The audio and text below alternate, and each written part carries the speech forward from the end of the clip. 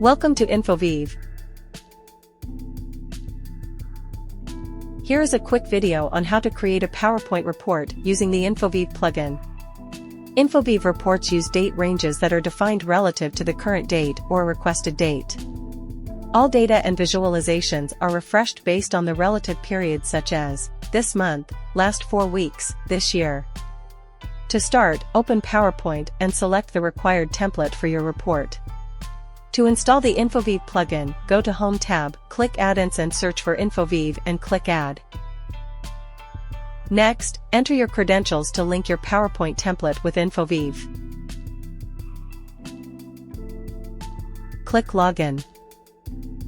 Click Insert Widget and select the info board and click the widget you want to insert. Select the appropriate date range for your widget, for example, last 4 weeks, last month, etc. The date range allows you to get the report with data relative to the request date. Set the desired width and height for the widget to fit within the info board layout. Click Insert Image to insert the image into your PowerPoint. To upload the report template to Infoveave, log in to your Infoveave account, go to Studio, click Reports and click New Report. Name and upload the report template and click Save.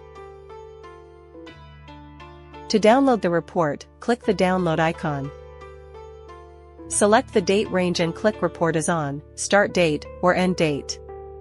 The start date will replace content in the report relative to the start date, and the end date will replace content in the report up to and including the selected end date.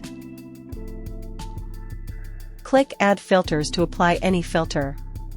Next, click Download Report. The report has been updated with refreshed data relative to the start date. You can also schedule reports through workflows. To know about this feature, watch the video on how to schedule reports through workflows. Thank you for watching.